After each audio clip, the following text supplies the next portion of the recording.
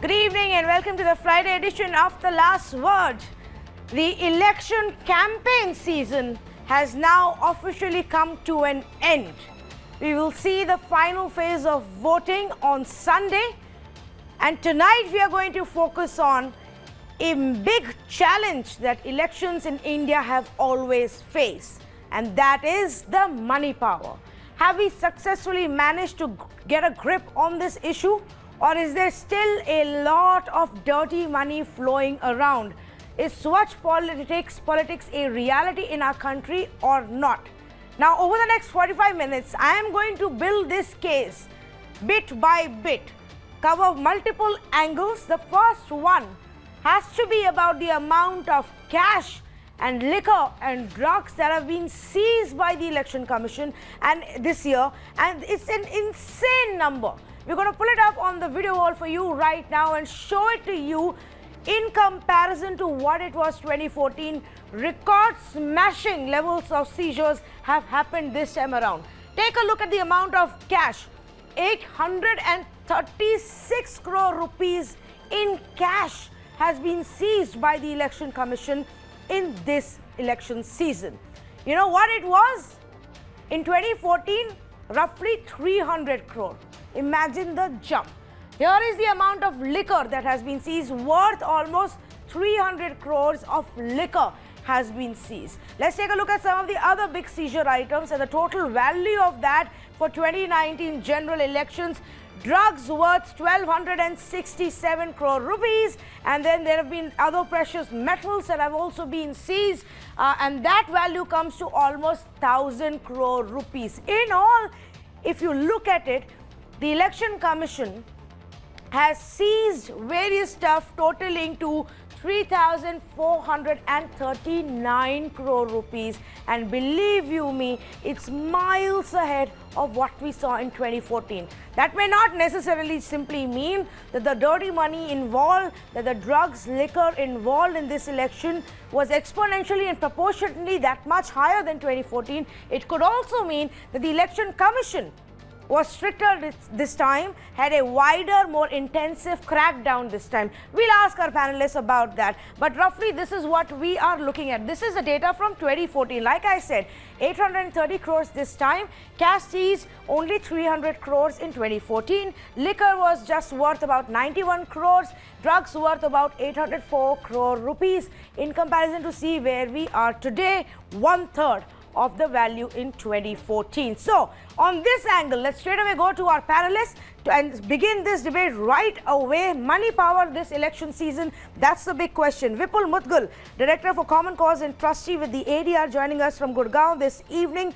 Sangeet Kumar Ragi, a political analyst, also joining us from Delhi. Kailash Vaste, Senior Advocate of Supreme Court. Mr. S.Y. Qureshi, former Chief Election Commissioner, Kamal Mitra Chenoy, a political analyst, and Vihar Durve, an RTI activist. Now, I want to go across to Mr. Qureshi and ask him, Mr. Qureshi, good evening. Always a pleasure to have you on the show. How do you view the amount of cash that has been seized? Let's also keep in mind this was the first general election after the mega demonetization exercise that was meant to get the black money out of the system.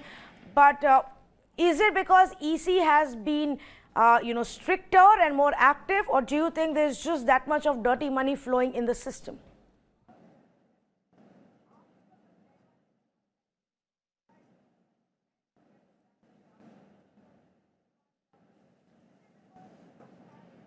Mr. Qureshi, the question is to you. I think it's a combination of the two.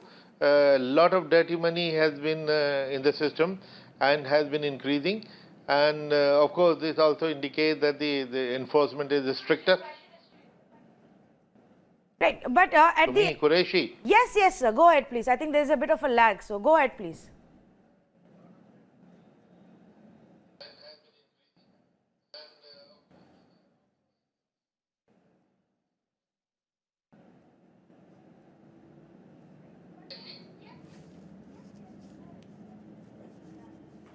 Okay, I think there's some. In 2004, I had written a book called An Undocumented Wonder, The Making of the Great Indian Election. In that, I had mentioned 40 modus operandi of abuse of money power. And now, of course, they must have evolved many more modus operandi, and that is what is happening. Okay, in fact, since you mentioned that, Mr. Qureshi, for the benefit of our viewers, if you can, tell us about few of these methods and what essentially is this money, is this liquor and drugs then used for?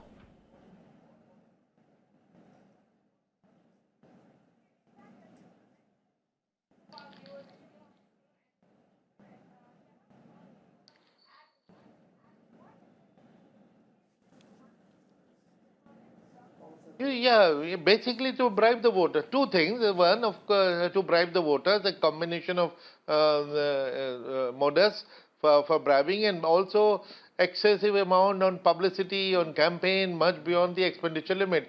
So part of this money is to beat the expenditure ceiling. The other is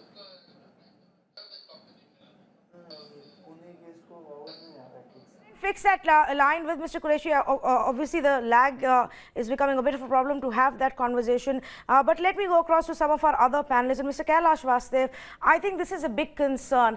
Now, while we may also sit here and discuss, the other big issues of elections, fact of the matter is that dirty money and hard cash is still a very, very big part of the system. And I think while EC may have managed to seize 1,000 crore rupees, there must be a lot more out there which miss the Election Commission's eye. Mr. Kailash Vastev.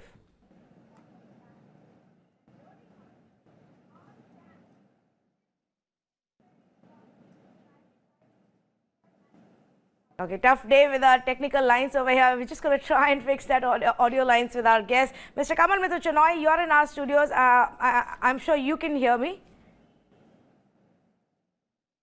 Yes, I can hear you. Okay, so what is this? What is, in your view, what does this mean? What does it mean about our election system and the way elections are conducted in our country? Well, first of all, the collection of money starts well before the elections because a lot of money has to be collected. And also another way of doing it is to go around to people who are well-heeled, rich, and ask them to contribute to the coffers.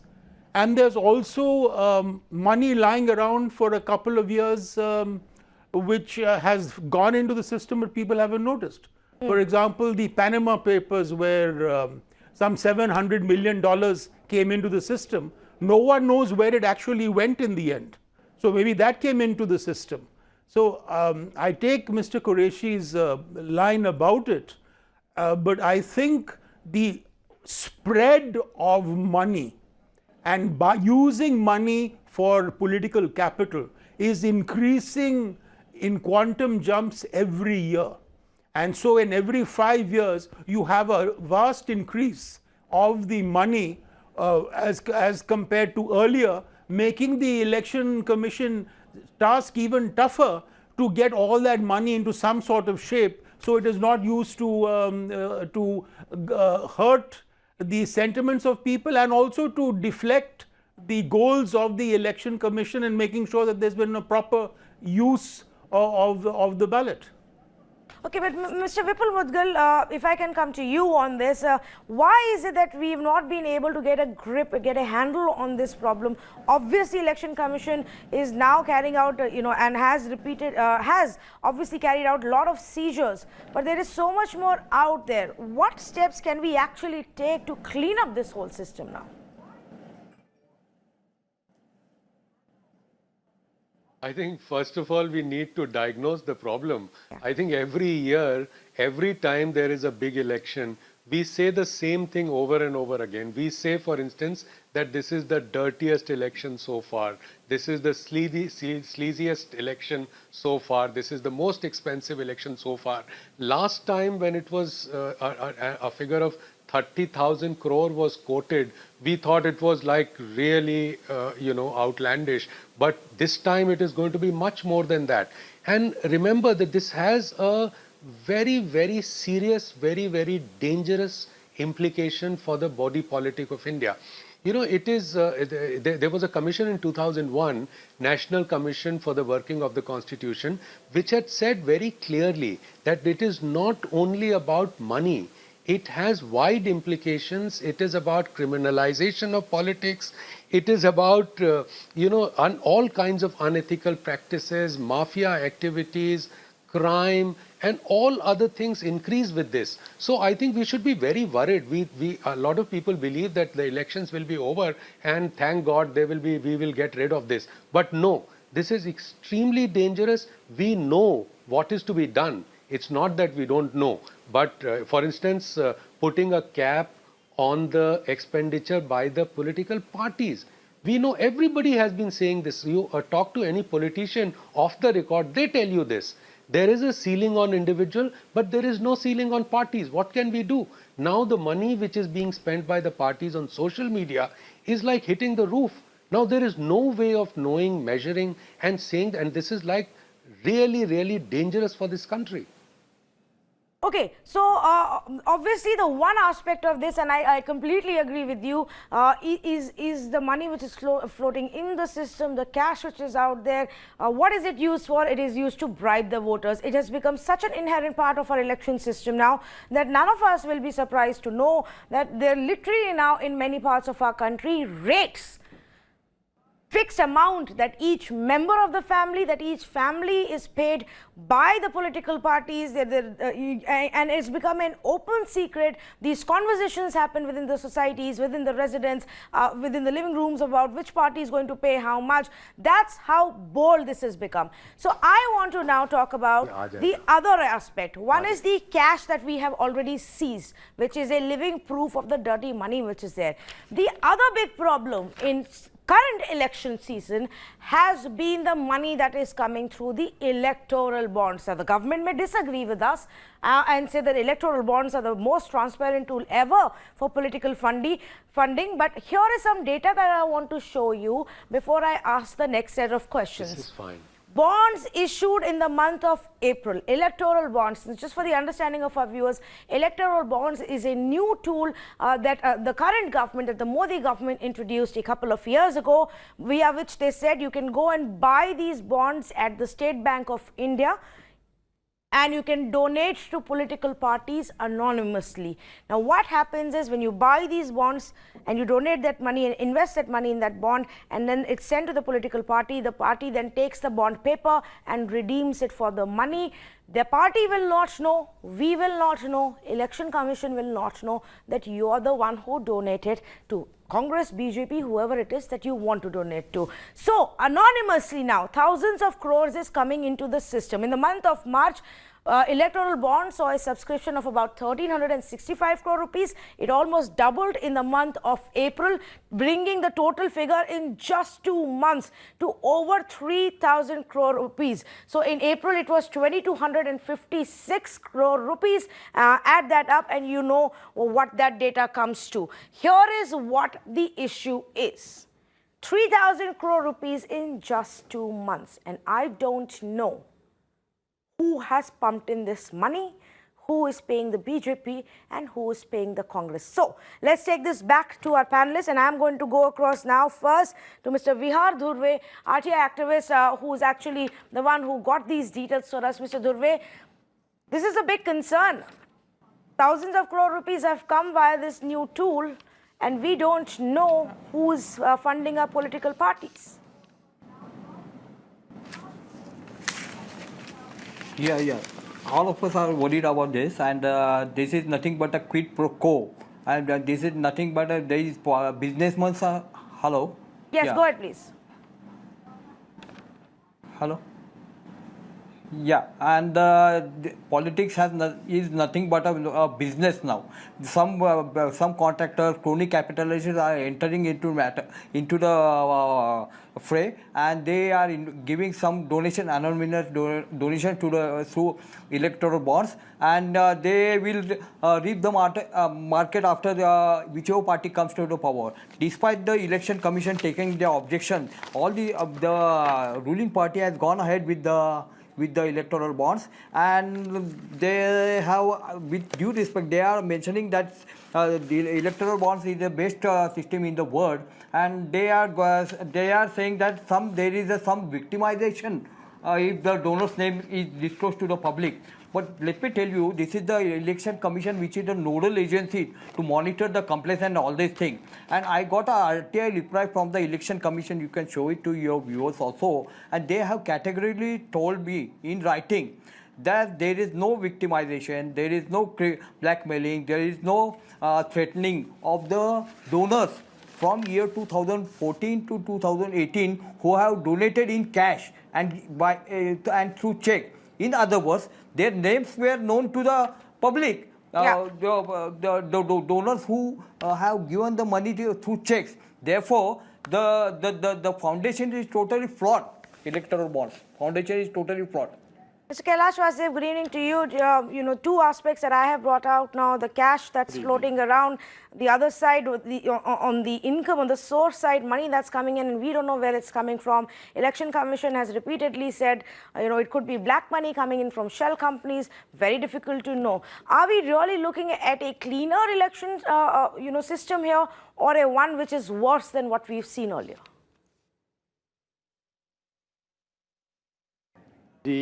Good evening. The election system in our country has always been fraught with all sorts of complications, and of course the buzzword is bad money.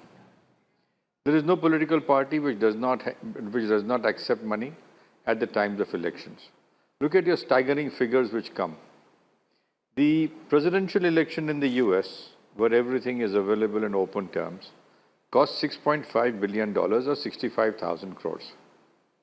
The last election of 2014, by estimates as reported in various columns in the press, are about 50,000 crores. This time they expected to cross 80,000 crores. Now, if this is the kind of money which travels with 8,000 candidates with a cap of 70 lakhs, 70 lakhs into 8,000 doesn't take you anywhere near 80,000 crores or 50,000 crores which are expended. The advertising costs by political parties are estimated between 30 and 40,000 crores. One really does not know where all this money comes from, excepting by saying that people who have a future interest in that particular government are willing to fund expenses and meet them. The Election Commission, after the election is over, has put its hands up. There is no audit. Nothing takes place. Your seizures which have taken place, estimated 13 to 1,500 crores, somewhere say 3,000 crores has been received in cash. The money is received and given back to the parties concerned by the Election Commission or by the authorities concerned. So you see, the whole situation is murky. Were the Election Commission to stand up and say the money which is received and collected during elections sought to be distributed for electoral purposes should be confiscated? It doesn't happen. Advertising costs are not accounted for. You have rallies where you pay some money for everybody to come and attend, unaccounted for. So you see, the situation of an election is murky and will continue to remain the same, excepting if three things are done. A, the Election Commission is given the funds allocated for each candidate by the government and parties are told you cannot spend any money. That is to say, it's a state-run election.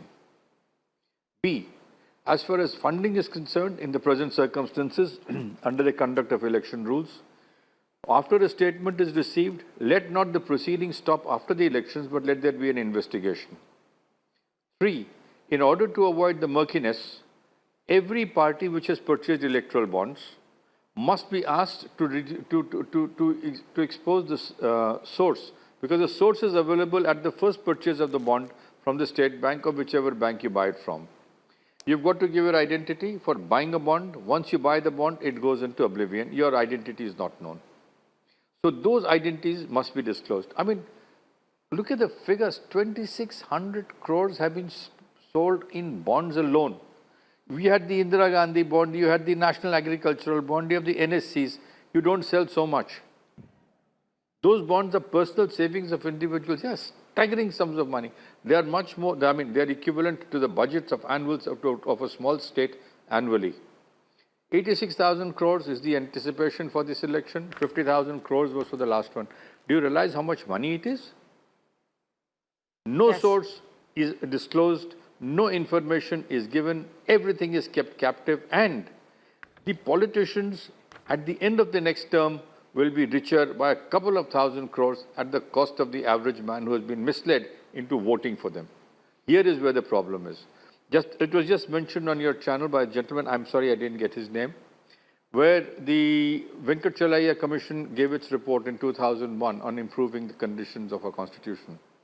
A full chapter is dedicated to election funding and election processes. They anticipate that because of this funding, criminality builds up, people take money, they do all sorts of antics and procedures for the purposes of getting you votes. So we are criminalizing politics at the hands of politicians who, many of them, 60% hold cases against themselves. So you have criminalization of politics by using criminal money for the purposes of criminal gain. This has got to be looked into somewhere, some point, either by the Law Commission or by Parliament itself, to tell the world that we are an honest democracy, not a democracy run by criminals. But, the points that you've raised, let me take this across to Mr. Qureshi. Mr. Qureshi, if you look at it, at the end of the day,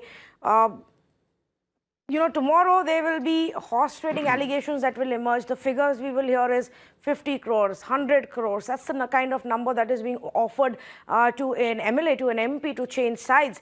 You take a look at voters. Repeatedly, this has come out that the voters are being bribed. They are being giving money from 500 rupees to 2,500, 3,000, 5,000. Parties have even, paid. And we've all heard these anecdotes. We all know people, who've actually been told that they will be given this money, 5,000 rupees per person in each family. On top of that, now we are being told we don't even know where this dirty money is going to come from. What can the Election Commission do? Does the Election Commission have the powers, have the resources, or is that one of the problems why we are not able to clean the system? Election Commission can not do very much more than what they are doing. We had set up an expenditure monitoring division in 2010. One panelist just now had said that what happens after the election, actually that was our concern, that election expenditure observers come for 2-3 weeks. After the election, they go away, and what happens, nobody knows. So we decided that we'll set up a full-fledged division manned by income tax officials, headed by a commissioner of income tax as the director general, and we set up the rules, and we started seizing money, and the amount which is only going up and up. Now, I'm very sorry to admit that this is perhaps the only unsolved problem that we have, because no political party is serious. They don't want to solve the problem. As Mr. Mudgal said, or somebody said earlier, that the first thing they should do is to have a cap on political party expenditure. There is a cap on individual candidates' expenditure, but it is a candidate can spend 70 lakhs, but his party spend 7 crores on him. Now, what kind of a ceiling is this? What kind of rationale there is? It needs to change. The money is playing havoc with that democracy, and electoral bonds have compounded the problem. As I've used the expression, they are an unmitigated disaster. Now, who is buying those bonds? Who is funding whom? Who is running the election? We don't know. Now, one was the bond, their anonymity was bad enough. Then secondly, the donation limit which a company could donate to a political party, which was 7%, has now been removed altogether, which means companies can exist just to run political parties. And third, and even more disastrous thing, the foreign contributions, which were a criminal act if you got them without approval, by a retrospective the amendment of the act to the extent of 42 years, Yes. now the money coming from abroad for two political parties is legal. Now, what kind of money? Is it drug money? Now, one thing which we have not yet discussed in this, you have talked about 3,400 crores. Do you know the 1/3 of that is drugs? And Gujarat has shown seizure of drugs worth 500 crores. Yes. Now, we suspect that there could even be drug money coming in. So, the money is actually playing havoc with democracy. Well, that's a big concern, Mr. Sangeet Kumar Ragi, if you want to come in on that. And the point that Mr. Qureshi raised, we don't know who's funding.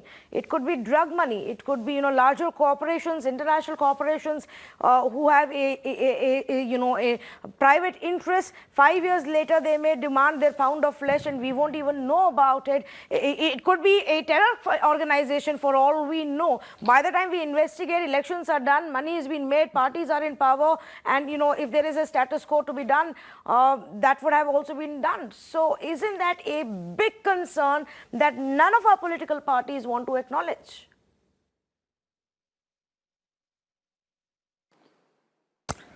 I think that this is the most serious concerns that we face today. And every political party, be it BJP, be it Congress, all political parties are responsible for it. And actually no political party wants to get rid of it. In fact, there was, Jansang has been talking about, Jansang used to talk about a state funding of election. BJP also used to talk about the state funding of elections. Even Janata Party during 1977, there was a proposal that there should be a state funding of election. But there is no consensus among the political parties or political class.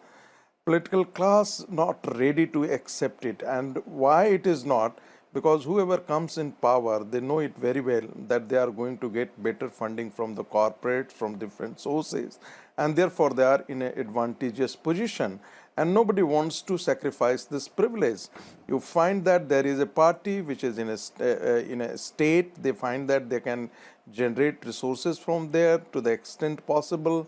We have found that the state governments have been using the state exchequer for funding purposes. And what has the worst that has come, I completely agree with all the panelists that drug money, other hawala, all sorts of money, bad money coming into the political system. And the winnability, Atal Bihari Vajpayee used to say that every political party or every person who starts the political career contesting the election start with lies. Because the returns that they file, is something which is always murky, cannot be believed that it is only that much money that has been, put into the election. So we all know that. The point is that where to go about. Yes. Earlier it was the cash transactions, the cash used to come to the political parties, and there was, Times of India reported in 1998 that Congress party was the party which used to get the huge contribution from the corporates. But when the BJP started, moving towards the center, and the people thought that the BJP likely to govern the country, then the corporate started funding to the huge amount of funding to the BJP. That's the reality. Yes. Let us face it. The point is that how to get out of it. In fact, what you raise right now. The question is that how to get it. Yes, go ahead, please. How to get out of it?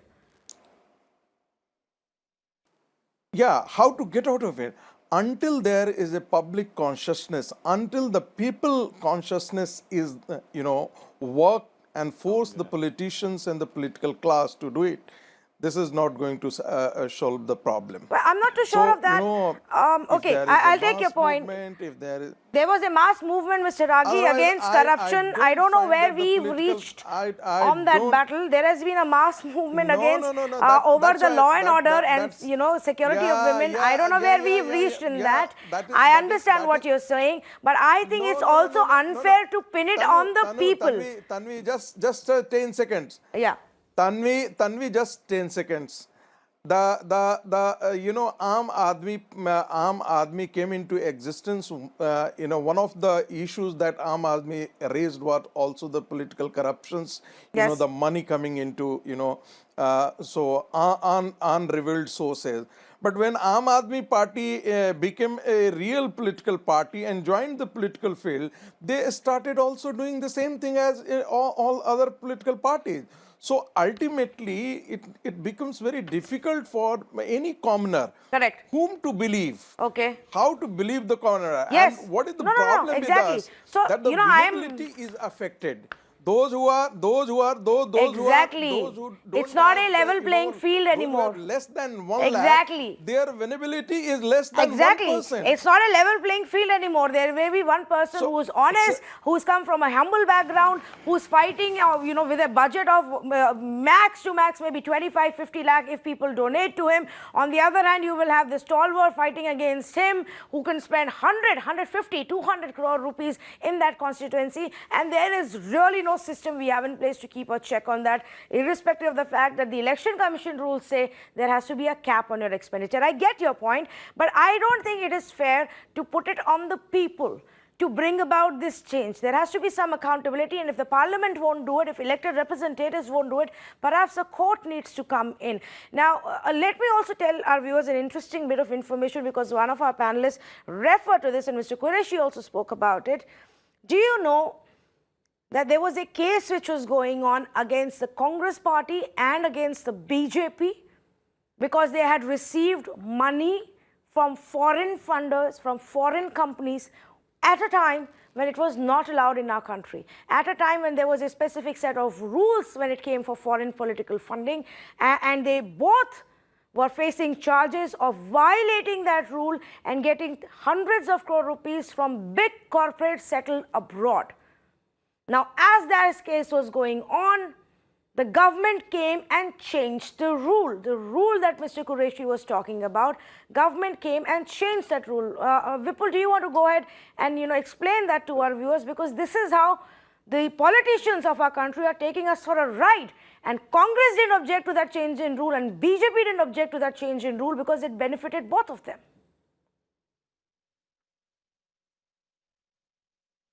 No, that is true. It is not just benefit. It's not just a question of benefit, but also it is a question of gross violation of electoral rules. You see, both the parties, in fact, one of the provisions, very clear provisions under the Representation of People's Act 1951 is that no political party can receive funds from foreign companies. So both mainstream political parties of the country took money from foreign entities. And I think the strictest action should have been taken against them, something like, cancellation of their registration. Probably they can't call themselves Bharatiya Janata Party and Congress again, form a new party, or probably even more strict, maybe barring them from fighting elections for the next 5 years. But no, they retrospectively changed the law. In the Finance Act of 2016 and 2017, there were retrospective changes made in which they said that whatever was done in the past was probably all right.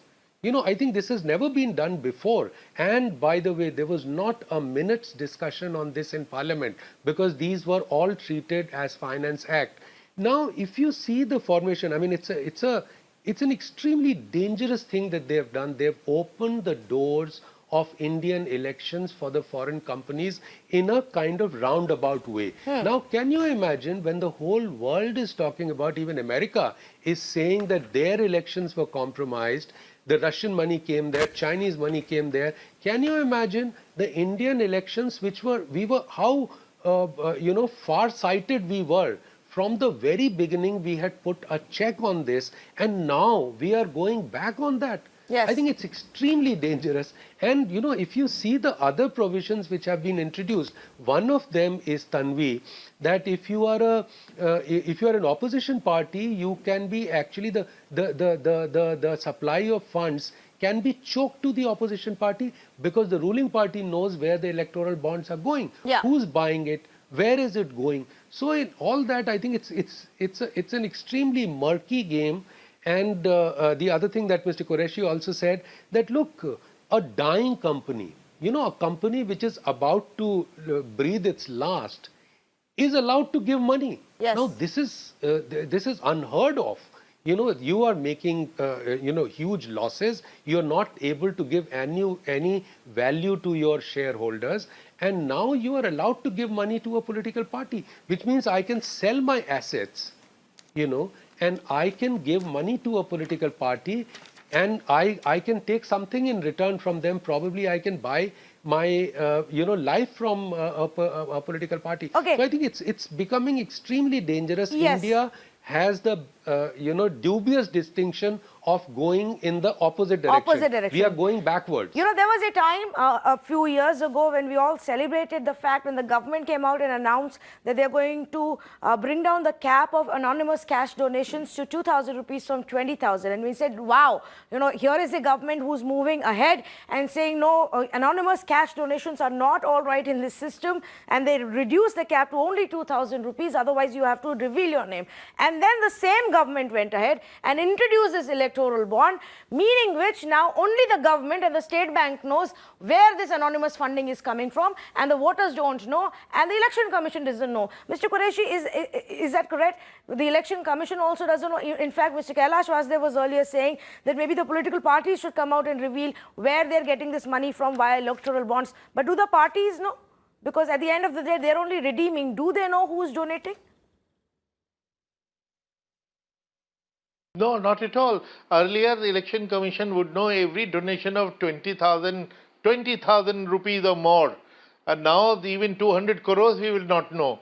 And unfortunately, when the case went up to Supreme Court came out with a very funny judgment. They said, okay, disclose it to the Election Commission in a sealed cover. Now, which means the Election Commission can also open the sealed cover. And why keep it sealed? This is very strange. I find it difficult to understand what made Supreme Court decide this. As if revealing this source of income to the people of India would be a national disaster and the government and the country will crash. What is this, the sanctity of the secrecy? All we want, let there be electoral bond, but just disclose the source. Correct. And Tanvi, I would like to correct a statement you made earlier that quid pro quo will get known after 5 years. Actually, quid pro quo will known immediately after the election. Because if somebody has given 100, 200 crores, they will get a license, they will get a contract, they will get some quid pro quo immediately. And that is what people want to know. And that is what the government is trying to protect. And even Supreme Court, instead of clinching the issue, they just put it in a sealed cover. What is that? Yes, I completely agree with you. In fact, I meant that even if the government, because the government keeps claiming that we will investigate where if there is any wrongdoing, if dirty money is coming in, it's all digital, we can investigate. The fact is, if you want to find out who is behind this money, it will take longer. By then, whoever wanted could have gotten the benefit from the government any which ways. But I do agree with what you are saying, Mr. Qureshi, that that is the larger point. Sangeet Kumar Ragi wanted to come in, and then Kailash Vasudev. In fact, we have a very tricky connection with Mr. Vasudev. We keep losing the line with him. So, Mr. Ragi, if you can just wait, I want to go to him first, and then I will come to you. Go ahead, Mr. Kailash Vasudev. See, it's like this. I've been missing a bits and bobs of the debate because of the sound system anyway. Now, the connection with you is good. The connection on the sound is peculiar. The entire situation of electoral bonds has been a misnomer. It has been used very craftily for the benefit of political gain. Mr. Qureshi is right in what he says that this whole system needs to be looked at. One suggestion, Mr. Qureshi is more experienced on the election fronts than I am. One of the suggestions is get the CAG to investigate each party every time an election takes place and let the disclosures be made public. If the CAG comes in, I'm reasonably sure it will be an independent investigation for the benefit of all because the CAG is the only authority which has exposed scams in government. Scams in politics should be exposed and should be made public because the kind of money going around, the kind of activities happening at each election, the kind of situations we face every now and then. I mean, look at it this way. Advertising money is 40,000 crores. Facebook is paid. You blame the Cambridge Secretary and so on and so on. That is nothing. What is happening on the ground is staggering. Look at the number of vehicles used. Look at the amount of people who are gathered. Look at the way the trucks and busloads of people are brought in. Look at the shamianas and tents which are put up. Look at the food services given up. These are all unaccounted for. So therefore, you need a complete relook at the whole system of elections. You need to regulate the whole system in a very powerful way.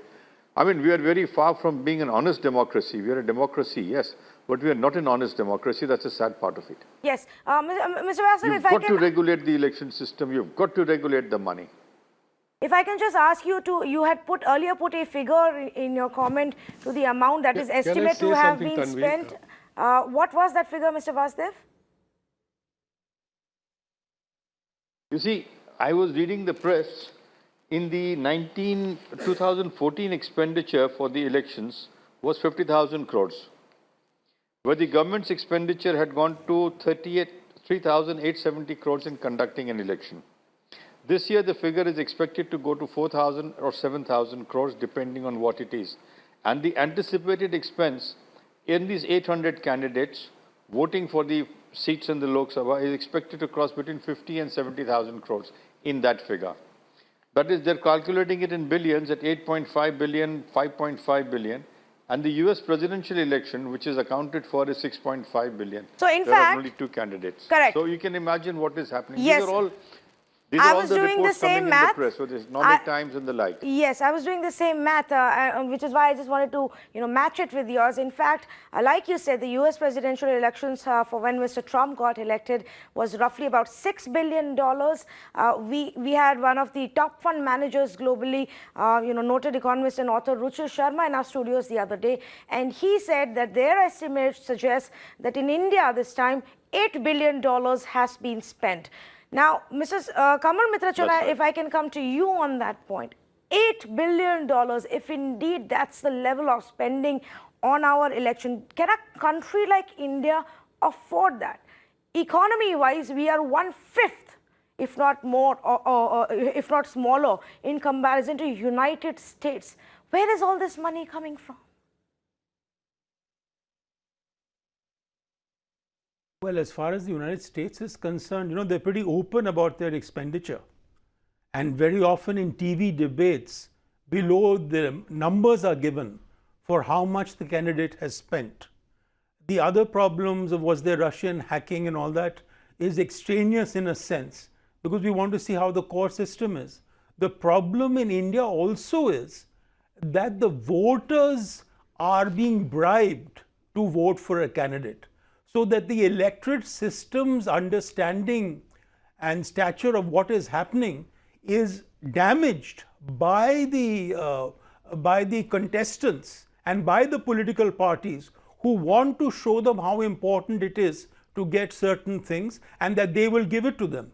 So basically there is a kind of bribery of people in this. And this need not even be just money. I mean, for example, in some places in the south, like Tamil Nadu, you might get a washing machine, Yes. or you might get particular clothes, etc. But you won't get money, but that does cost money. And what is happening then is that the electorate is being fed on the fact that we are giving you these goodies so you can really make use of your electoral power. So it's actually a perversion of that electoral power and electoral strength by trying to bribe the electorate. And this is increasing. It's not diminishing. It is increasing consistently, and that makes the party increase its own funds so it can buy over an electorate. And this is very serious. You can't do it this way in Europe and the States that easily. But here it is open season.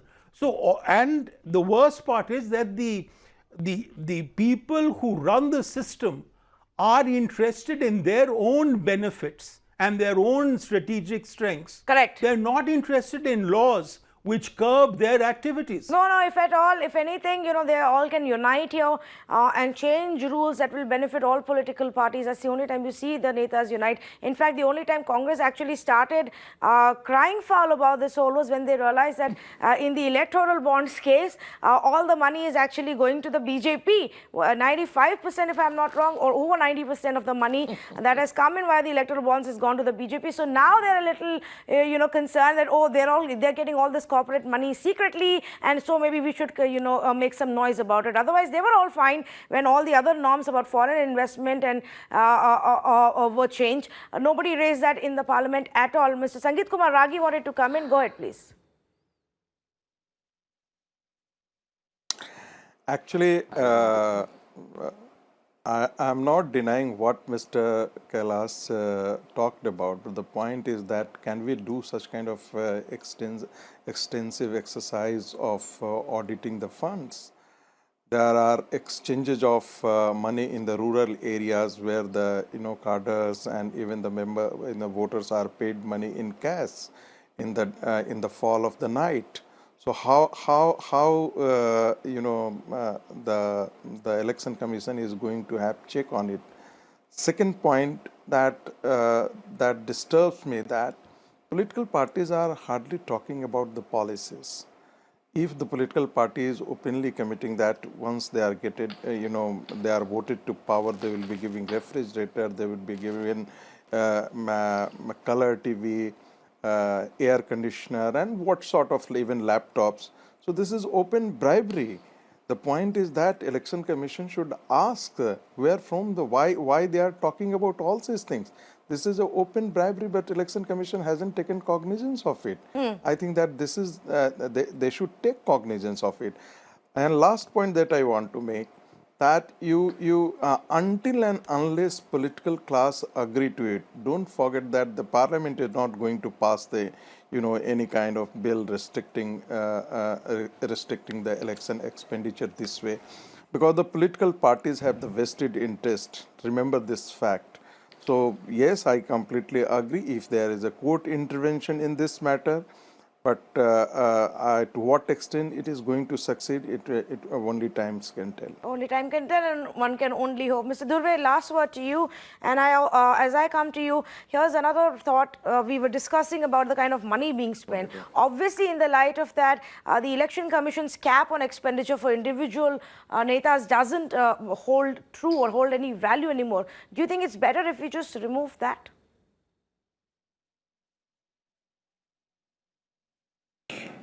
No, nothing will happen unless and until there is a willpower with the political party. They will just find out the other ways also. And one of the things which I want to bring to your notice to the viewers, that since 2012, the Election Commission has requested the Chartered Accountants of India to suggest the political funding, accounting, how the accounting should be done. And the Chartered Accountants of India had recommended in writing to the Election Commission, which Election Commission had requested to the political parties, that your balance sheet should be based on the accrual basis and not on cash basis. Therefore, what I am trying to say, this charter flight expenses and this mandap expenses are not reflected in the balance sheets of the political parties. They are maintaining the balance sheet on a cash basis. Therefore, the huge expenditure, we may not know also how much money was spent on this charter flights and all that. So these political parties do not have any willpower, and only people have to teach them through election process that we want a good and fair elections. Well, that can be one way of saying that we want free and fair elections. Hopefully, we will get a good... Right. I'm sorry, Mr. Vasiv, completely out of time, but I'm sure we'll have a lot more of these conversations. Okay, yes, go ahead. Yes, 1 minute to you. I just wanted to say one thing. 1977, the Jayaprakash movement led to the Janata Party. In 2010, 12, 14, under Anna Hazare, we had a movement with Mr. Kejriwal and all that coming. At one point of time, the great view was clean up the system. When the new government came in 1977, post-emergency, there was no clean up. Things became very bad. Now in Delhi, we see with Kejriwal's government that things have not changed one bit. There was an allegation in the press the other day they took 6 crores for the purpose of giving an MP's ticket. I mean, where is the element of honesty in people who are supposed to lead us honestly? None of these political parties are interested in it. They're interested in money and money and money. Somewhere this has to stop. And it is for us people at one point of time to turn around and use the NOTA, none of the above, more effectively by saying none of these people should get elected Mr. because they don't deserve it. But what will that do? It can't change the outcome of the election. How will anything change? What it will do is this. No. It will affect. It will affect. If a full constituency decides not to cast a vote for an individual, you will see the price comes. Okay. That's right. You know what? I think we will probably have a debate on Nota another day, because I frankly believe that even if I press that button and the candidates won't change and the winner will still get to become the member of parliament, then it's of no use at all. But we will continue that conversation on another day. Thank you so much to all of our panelists for joining us on this very constructive conversation and a serious conversation that we've had about the kind of money power and the dirty money. Now, here is the point, viewers. There is unabashed, unchecked dirty money flowing into our political parties. Each candidate crores at their disposal.